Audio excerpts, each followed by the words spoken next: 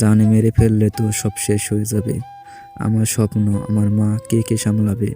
আমার বাবার কথা মনে পড়ে তখন আর কিছুই মুখে আসে না। চোখ দিয়ে জল পড়ে। চোখ খুলে দেখি উনিও চোখ বন্ধ করে আছেন। আমি ওনার মুখের দিকে তাকাই।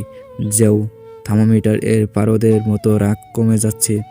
উনি চোখ খুলে আমার চোখের দিকে তাকায় আর খুব শান্তভাবে তাকিয়ে থাকে। কি করছিস? টা কি রাহাত? ও পড়ে যাবে তো। রাফিদ ভাইয়ার কণ্ঠে হুঁশ ফিরে আমার। ভাইয়া, ওকে মারবেন না। অলিস, আপনার পায়ে পড়ি। ওর এমনি হাইট ফেবিয়া আছে।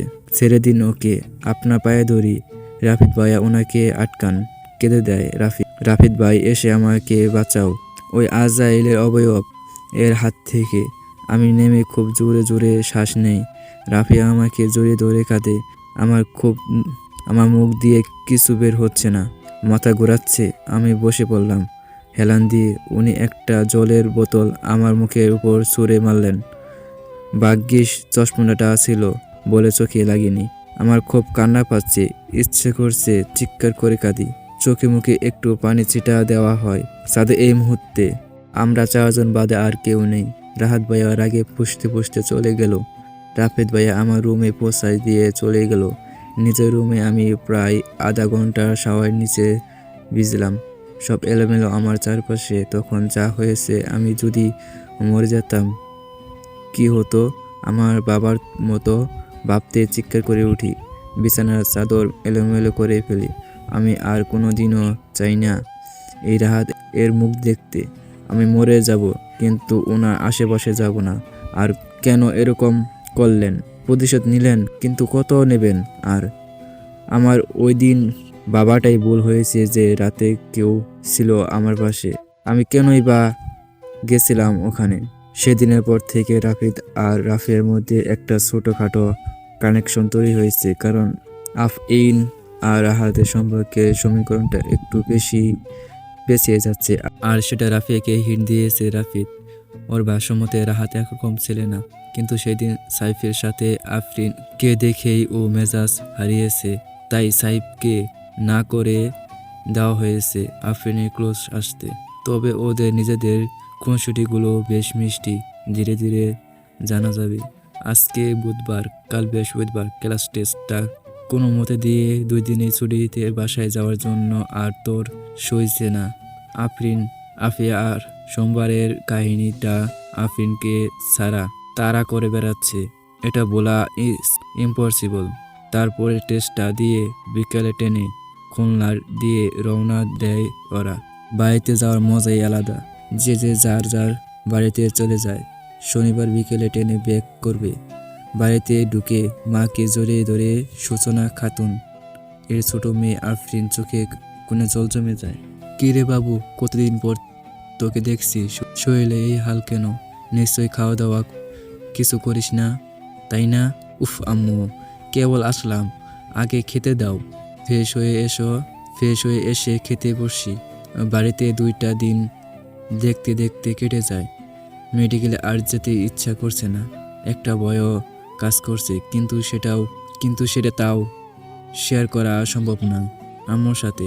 আর বেশি টেনশন করবে। এমনিতেই আমি বাইরে থাকি বলে টেনশনের অভাব নেই। আমার বাবা মারা গেছেন তখন আমি ক্লাস 5-এ। হার্ট অ্যাটাক করেছিলেন, কিন্তু তখন কোনো ডাক্তার কিছু করতে পারেনি। কারণ আমরা একদিনে 10 লাখ টাকা দিয়ে পেরে উঠছিলাম না। স্মৃতিগুলো মনে করতে চাই না আমি, কারণ সেগুলো খুব ভয়ঙ্কর। আমার বড় ভাইয়া থাকে চিটাগাং এ। আমার থেকে 10 বছরের বড় ভাইয়া অনেক দিন পর পর বাসায় আসে। দেখাই হয় না আমার সাথে এখন আর। আমার বাসায় একাই থাকে উপর তলায়। আমার খালামণিরা থাকে। অনেকটা ছোট হওয়ায় সবার আদরে মনি আমি। 2 দিন অনায়াসে কেটে যায়, কিন্তু আমি অনেক হিসাব মেলাতে পারি না। খালি ঘটে যাওয়া ঘটনাগুলো মাথায় ঘুরে, ঘুম আসে না। আবার সেই অদ্ভুত জায়গাটার ফেরার পালা, কিন্তু মনকে অনেক কষ্টে শান্ত কর। কেবল তো আমার লাইফ শুরু। এখনই ব্রেক ডাউন হলে তো আর বড় হওয়া যাবে না। ঢাকা পৌঁছে স্টেশনের পাশে একটা রেস্টুরেন্টে ঢুকি আমি। আফরিন রাফিয়া টুকটাক খাওয়া দাওয়া করে চলে আসি। আমাদের সো কোল্ড হোস্টেলে কাম বাসায় সকালে ক্লাস আছে, কিন্তু সারা রাত ঘুম নেই আমার চোখে। এই ভয়ঙ্কর ঘটনাটা মনে পড়লেই গায়ের মধ্যে শিউরে উঠেছে। কিভাবে এতটা খারাপ করতে পারে মানুষ? আমি তো ওনার জুনিয়র, একবারও বাদলো না যদি সত্যি আমি মারা যেতাম। কিন্তু এখানে আসার পরে ওনাকে তো একবারও দেখলাম না। না মানে যতবারই আমি বের হয়েছি একবারও না একবার ওনাকে দেখেছি আর কি। কিন্তু থাক, আর দেখার রুচি আমার নেই। ফোনে টুং করে একটা মেসেজ আসে। রাত তখন 2টা। ফোন তুলে দেখি একটা আননোন নাম্বার থেকে মেসেজ। কাল শিউলিতলায় ক্লাস শেষে ঠিক 1টায় চলে আসবে। আমি অপেক্ষা থাকবো, না আসার চিন্তাও করো না। কিন্তু হোয়াট, কে আপনি? কিন্তু মেসেজটা সেন্ড হয়ে না। এটা যদি আবার ওই রাহাত হয় তাহলে কিন্তু আমি ওনাকে ছাড়বো না, তবে এর শেষ আমি ওদিকে ছাড়বো। শিউলিতলায় গেলাম, কেন জানি না রাফিয়া গেল না। ওর নাকি শরীর খারাপ লাগছে তাই চলে গেল।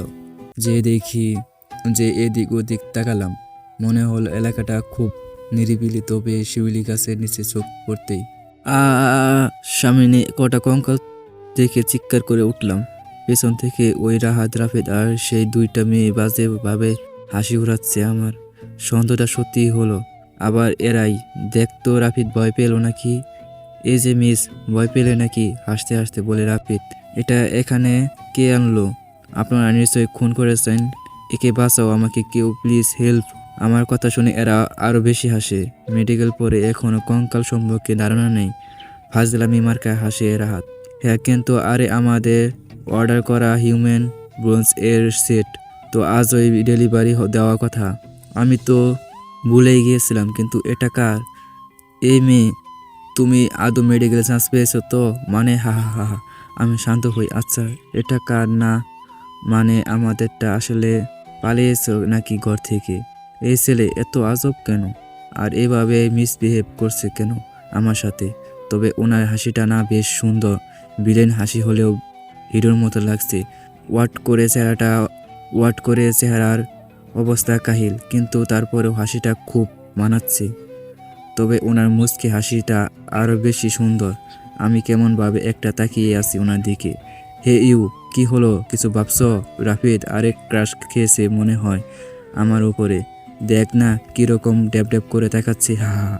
আপুরা এভাবে আমাকে নিয়ে মজা করছে, খারাপ লাগছে। এবার আমি সোজাসুজি উত্তর দিই, হোয়াট? নিজেকে এত সুন্দর ভাবার কোনো কারণ নেই। বান্দরের মতো জিভ কেটে ফেললাম। এটা কি বলে দিলাম? আবার যদি মারে আমাকে? কি আমি বান্দর? দেখ অনু, এত কষ্ট করে কাল রাত দুপুরবেলা পার্সেলটা নিলাম। রাতে এই কঙ্কাল মশাইকে দেখলে তো ভয়ে আবার অজ্ঞান হয়ে যেত। কারোর ভালো করতে নেই, বুঝলি রাফিদ? মানে আমি না, সিরিয়াসলি কিছু বুঝতে পারছি না। এই গম্ভীর ঘন্টারটা হঠাৎ এত হাসছে কেন? কিন্তু বুঝলাম যে এটা আমাদের এই বেডিটাই। তার মানে এই আমাদেরটাই এখানে কেন এনেছেন? এবার আমি এটা নিয়ে যাব কিভাবে? তোমার রাফি রুমে চলে গেছে। আর হ্যাঁ শোনো, তোমার এই বান্ধবীটাকে আমার থেকে দূরে থাকতে বলবে তো, রাফিদ ভাইয়া বলে। আমি বুড়ো কুচকে তাকাই ওনার দিকে।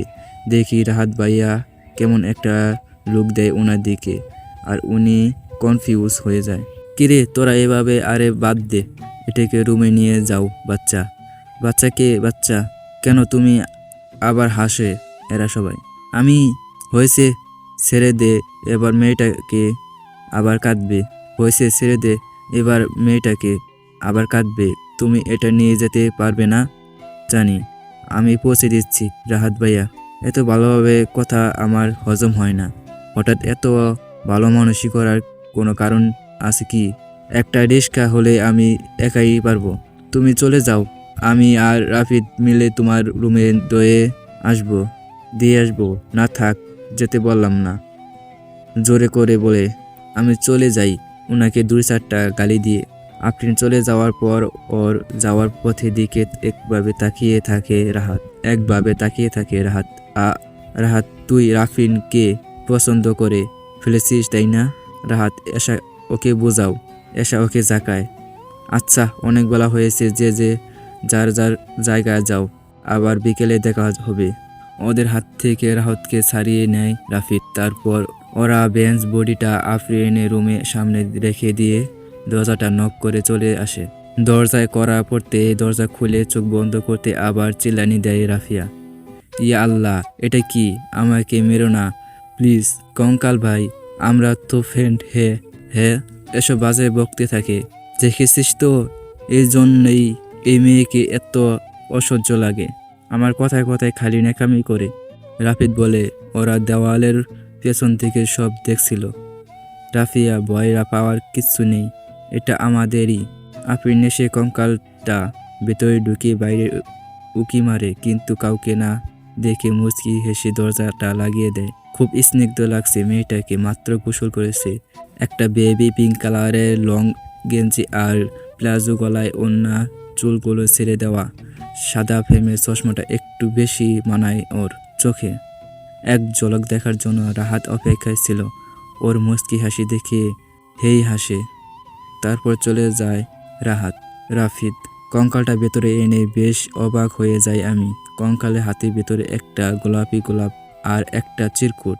কি আজব! আমি যখন শিউলিতলায় দেখেছিলাম তখন এগুলো ছিল না। সবসময় গোলাপি গোলাপের মতোই ইনোসেন্টই থেকো। আর সরি, একটা সেন্টি ইমোজি আঁকানো। মাথায় কিছুতেই খেলে না। এটা কার কাজ রাহাত? জানি না। আমি এত চাপ নিতে পারছি না। লুকিয়ে রাখি। বিকেলে রাফিয়ে একটু ঘুমায়। সারা রাত ঘুম হয় না আমাদের। না ঘুমালে চলা কঠিন। আমি চেষ্টা করেও পারি না। চিরকুট আর ফুলটা নিয়ে বাইরে যাই। সব কথাগুলো আবার মনে পড়ে। রাহাত ভাইয়া দেখতে সুন্দর, একরকম কাজ খাওয়ার মতো, কিন্তু আচরণ খুব খারাপ। রাফিদ ভাইয়াকে দেখে পছন্দ করে ফেলেছি রাফিয়া, কিন্তু আমি চাই না যে রাহাতের বন্ধুর সাথে এসব করুক ও। তারপর আজ ওনার আমাকে হেল্পও আবার করেছেন। আমি ওই ডেলিভারি হুট করে সত্যি ভয় পেতাম, কিন্তু গত 2 দিন এমনি কি আজও অনেক অ্যাড বিহেভ করেছে রাহাত ভাইয়া। তারপরও এই চিঠিটা আবার কে দিল? আমি আর পারছি না নিতে। হালকা চিৎকার দিয়ে টুকরা করে ফেললাম গোলাপ আর চিঠিটা। একটু কম ডিপ্রেস লাগলো। রুমে এসে রাফিয়াকে টেনে তুলে আয়ব ঘটনা শোনালাম। ও আমাকে জাস্ট একটা সাইড হাক করলো। চিন্তা করিস না, খুব তাড়াতাড়ি সব ঠিক হয়ে যাবে। কি ঠিক হবে রাফিয়া? সবে 1 মাসও হয়নি, এর মধ্যে এত কিছু? আমাকে হলে সিট নিতে হবে। চোখ মুখ ডেকে ফেলি আমি হাত দিয়ে। রাফিয়া আমাকে জড়িয়ে ধরে বসে থাকে কিছুক্ষণ। এভাবে অনেকক্ষণ কেটে যায়। সন্ধ্যা হয়। সন্ধ্যায় আমার মন ভালো করার জন্য আমাকে নিজ ফুচকা খেতে যায় রাফিয়া। ক্যাম্পাসের আশেপাশেই যাই। আমাদের ক্যাম্পাসে ঢুকলে আমার এত খারাপ লাগে মাঝে মাঝে। সারাদিন অ্যাম্বুলেন্সে এরা ভদ্র হয়, কেউ মারা যাচ্ছে, নয় কেউ অসুস্থ। রাহাত ভাইয়ার সাথে দেখা হয় ফুচকার দোকানে। ওনারা 4 জন, বাকি 3 জন খাচ্ছে, কিন্তু উনি খাচ্ছেন না। দেখে মনে হচ্ছে মন ভালো নেই। আমি কোনো কারণ ছাড়াই ফুচকা অর্ডার দিয়ে ওনার দিকে তাকিয়ে আছি। উনিও আমার দিকে তাকালে একসময় চশমার মধ্যে দয়ে বোঝা যাচ্ছে চোখ দুটো খুবই শান্ত হয়ে আছে। উনি একটা নেভি ব্লু শার্ট আর জিন্স পরে আছেন। চুলগুলো একটু এলোমেলো, সেগুলোকে হাত দিয়ে ঠিকও করছে না। আজকে আমার দিকে বেশ কয়েক সেকেন্ড অদ্ভুতভাবে তাকায়। আমি মাথা ঝাঁকিয়ে ইশারা করি যে কি হয়েছে। উনি ঘাড় ঘুরিয়ে অন্য দিকে তাকায়। তারপরও বাকিদের বিদায় দিয়ে একটু দূরে গিয়ে বাইক নিয়ে চলে যায়। ওনার বাইক আছে, আমি জানতাম না। ওনার মুখটা মলিন লাগছিল। কেমন একটা মায়া হয় আমার। পরবর্তী পার্ট শুনতে চাইলে লাইক কমেন্ট করতে ভুলবেন না। আর সবাই পরবর্তী পার্টের জন্য অপেক্ষা করেন।